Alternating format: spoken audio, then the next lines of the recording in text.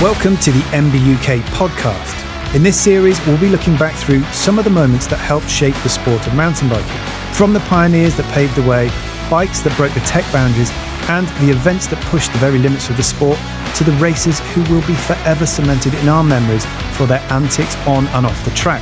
We'll even do our best to predict how things will look in the future. If you enjoy what we're doing, please be sure to subscribe to the podcast and share it with your mates. And if you have time, please give us a review. Hey everyone, welcome to another episode of the MBUK podcast. I'm Tom Marvin, and with me today, my co-host who is here and every episode, it's Rob Weaver. How you getting on, Rob? Good, yeah, you can't get rid of me, can you? I cannot get rid of you like a bad smell. Yeah. Also joining us, our guest for the day is Rach from MBUK, who does all the features in our magazine. How's it going, Rach? Yeah, it's going pretty good, thanks. Excellent stuff. So today, we thought we would look at how the world of being a professional mountain biker has changed over the decades, from the days of racing and occasionally getting your photo in the race results in the magazine, through to the YouTube stars and the Instagram and TikTok. Is that a thing? TikTok? You're asking the wrong person, mate. Yeah, we might talk about that, but we don't really know what it is because we're all a bit old for that. But we're going to talk about how the life of a pro has changed over the past 40 years of mountain bike history. Quite a while. Yeah, it's quite more than me, isn't it? Yeah, some of us have been around a bit longer. Yeah, sure. Since the beginning. All right, so I think the obvious place to start really is, racing. Because that's the obvious way into it, right?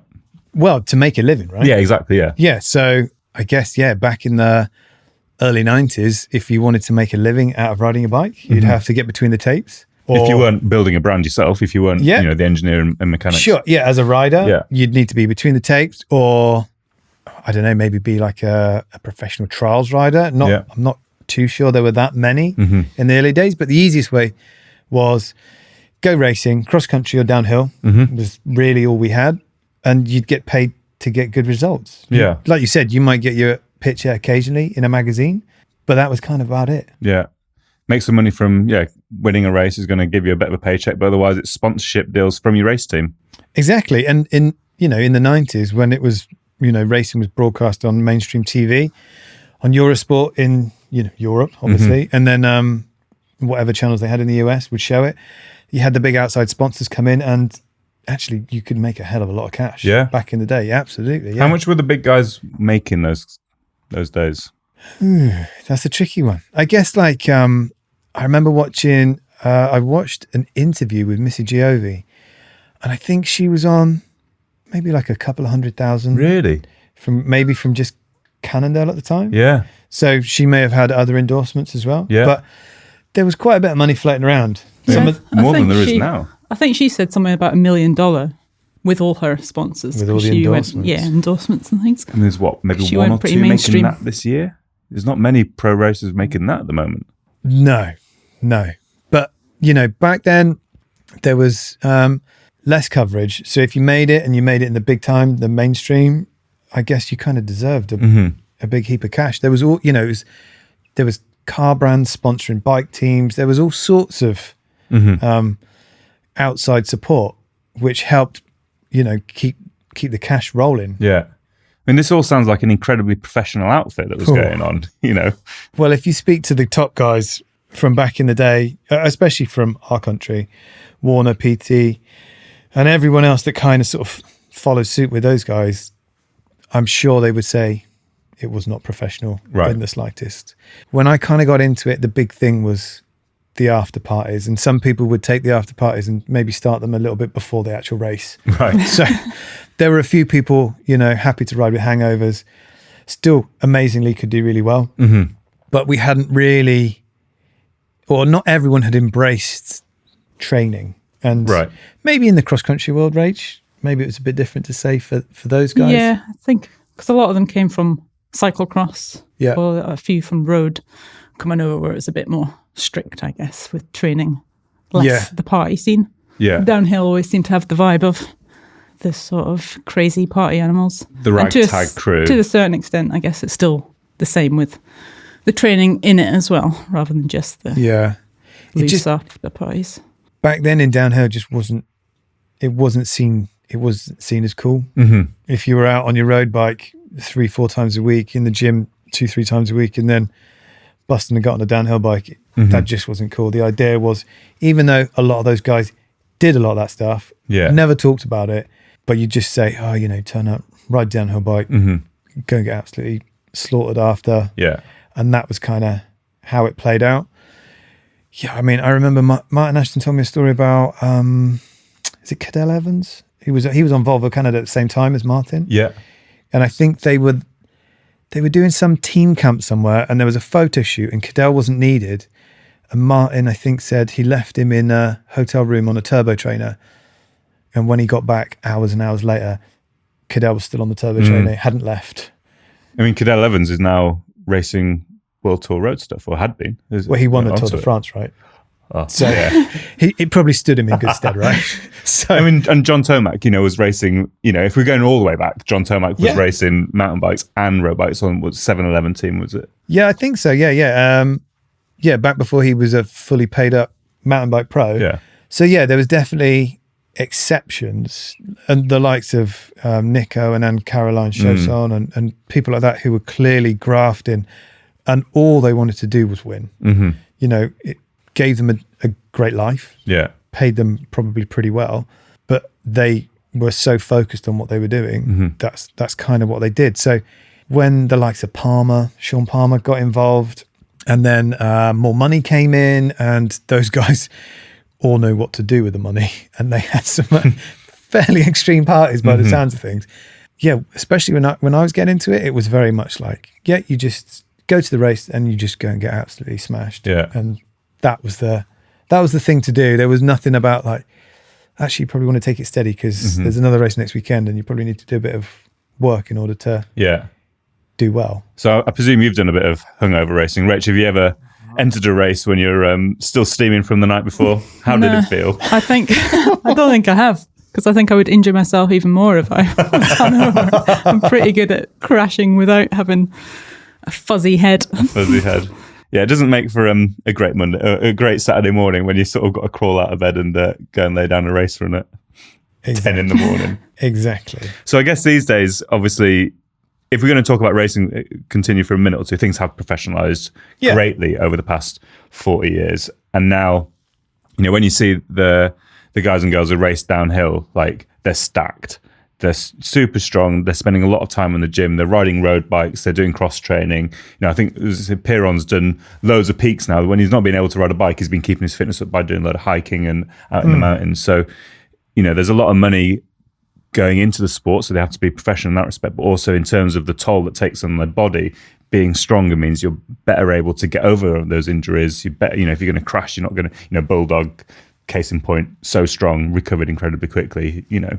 And Kyle Strait as well. Yeah, coming back to Rampage this year after breaking his back and skull or something. G. Atherton. Oh my God, poor old G. Yeah, that lad. I mean, and almost, I would say, Dan, G and Rach, in the UK specifically, maybe Aaron Gwynn over in the US, were very much the people that you could say helped step things up even further. You know, the Atherton family moved out of Somerset up to North Wales because the terrain was that much harder, and they were never shy about, you know, sharing some of their exploits in the gym, just how hard they worked, how much effort they put in, and you know, they reap the rewards. They've done incredible. You know, well, I mean, the stats speak for themselves. Gwyn's the same. You know, he wasn't afraid to come in. He'd seen the work ethic that the motocross guys made, you know, would do, and how professional that sport got in the early 2000s with the likes of Ricky Carmichael and those guys stepping up and showing that if you work super hard, chances are it will pay off in the long run if you've got the skills to back it up. And those guys made some serious cash. Maybe when there wasn't quite as much money in the sport, they still seem to thrive, which probably speaks volumes. Yeah.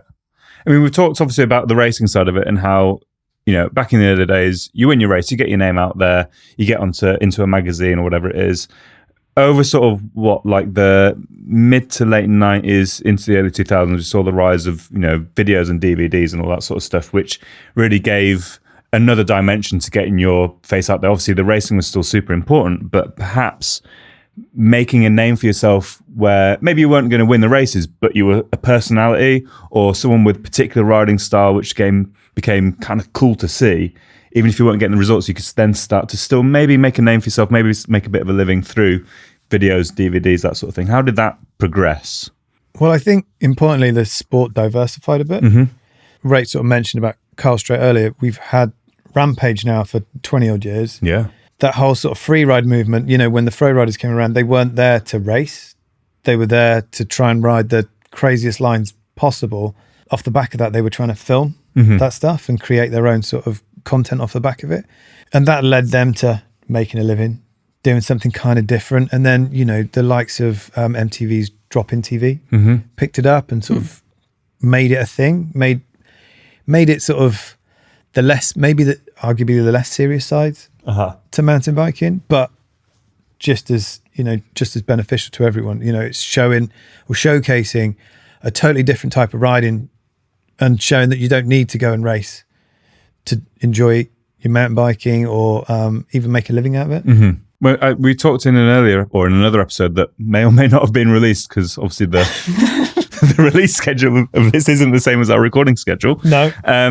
We talked about some of those early days of mountain bike videos, which are sort of like, almost gonzo in their style, but they were kind of like magazine shows. Yeah. And again, the focus maybe wasn't there on the race results. It was like, a bunch of people going out, taking the piss, having a bit of fun, jumping off anything they could see and all that sort of stuff.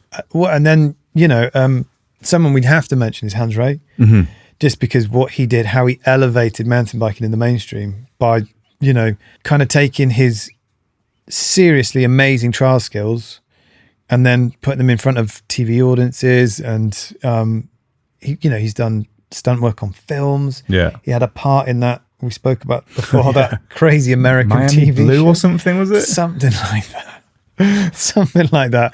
And, he was probably one of the best paid mountain bikers of the 90s without ever really having to race. Yeah. He probably didn't even need to do, I know he started in trials competitions, but I can't imagine he did a whole lot of those at the peak of his fame. Yeah.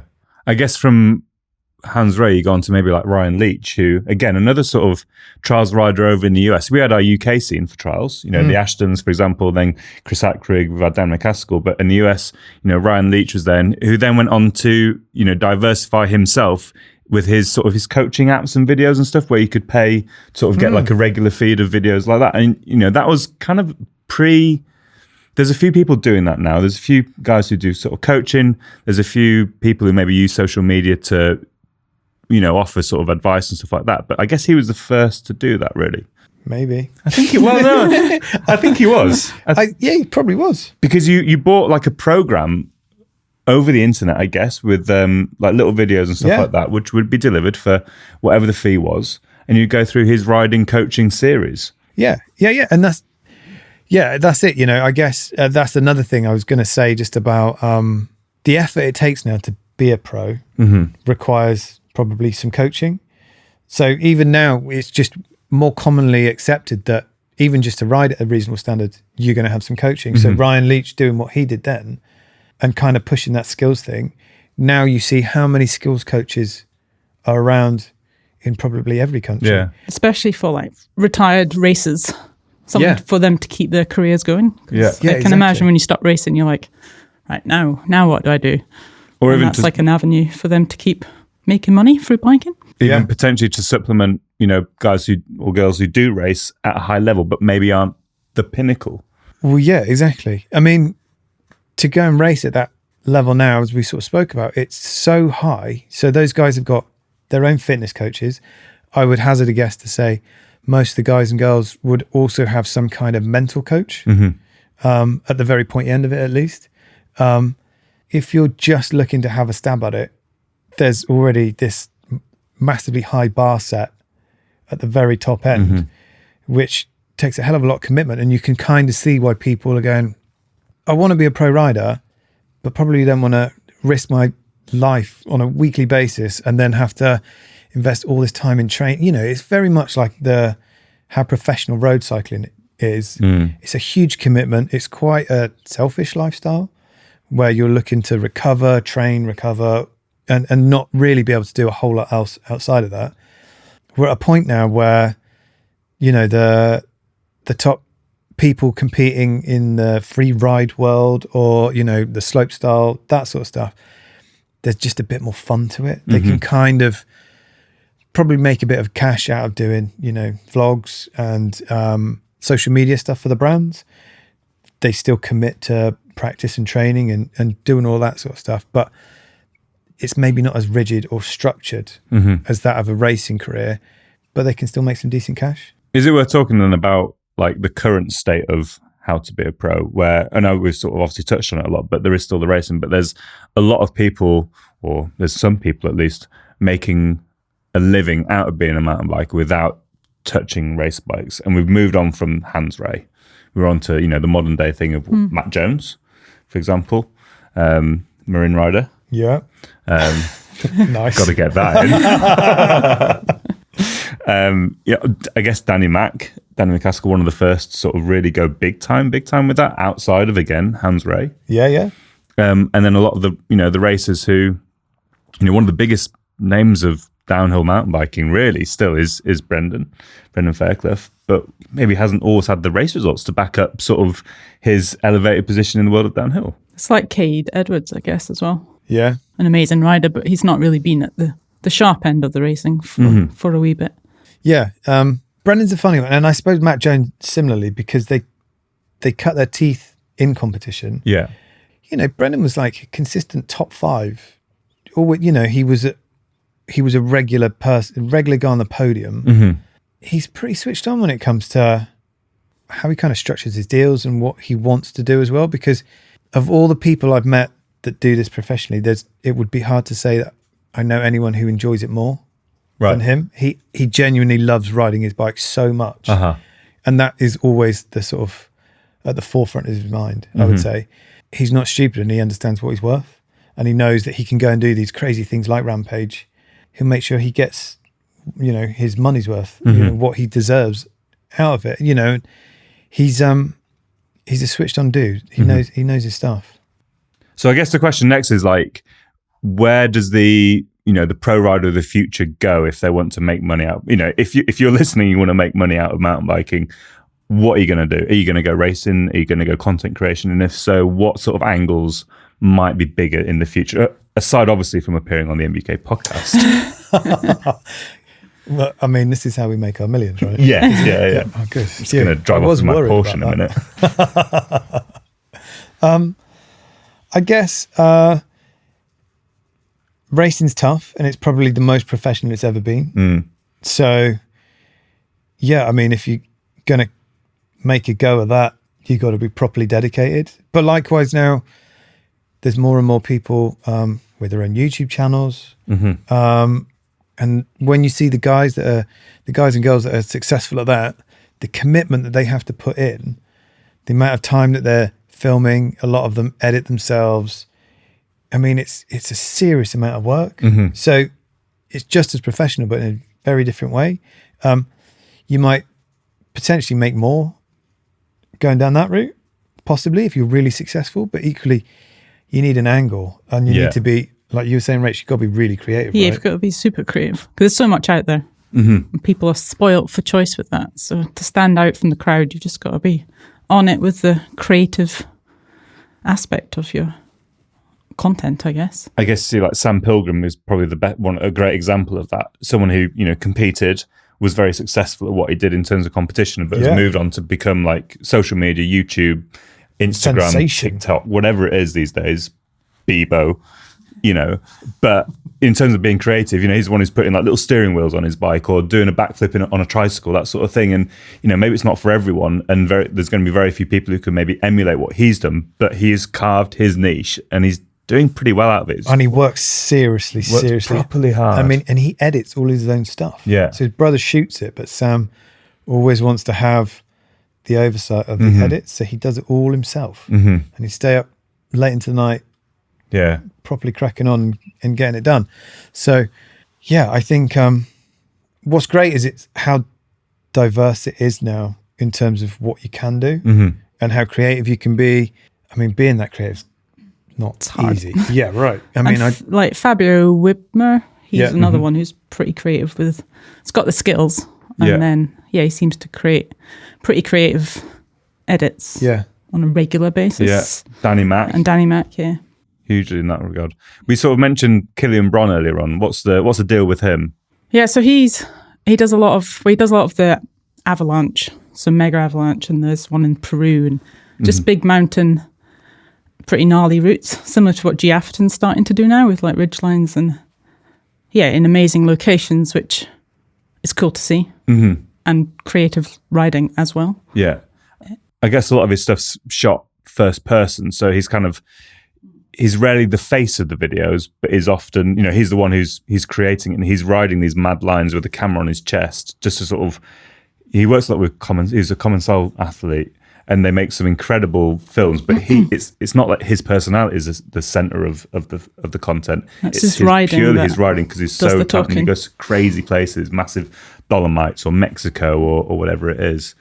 I guess that's an angle that not many people are currently doing, even though it's possibly the obvious angle.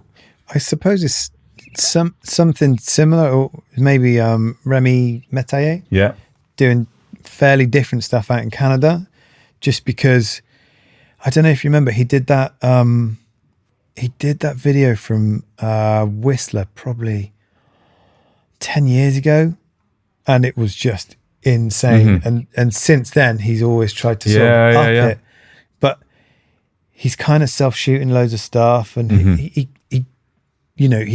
has his own unique take on it, and he does some really, really cool bits and pieces. Yeah. Similar, like, Johan Borelli was doing similar. And now he has his whole Tour de Nard thing going on out there, which looks absolutely terrifying. I guess the thing with Johan as well, he's a big personality. This is a thing, like, I think when we talk about, the YouTubers or the Instagram people, when they've got themselves on camera, it's often like a hyped up version of themselves. I mean, obviously we're this chatty and exciting all the time. We're not putting this on in the slightest, but like, you really do have to like amp yourself up massively if you're going to be on camera to sort of make it look anything other than a little bit humdrum and a little bit. Oh yeah, totally. And as soon as the camera's off, like, You imagine doing that like 2 or 3 days a week. Like you said, Rach, how creative you have to be.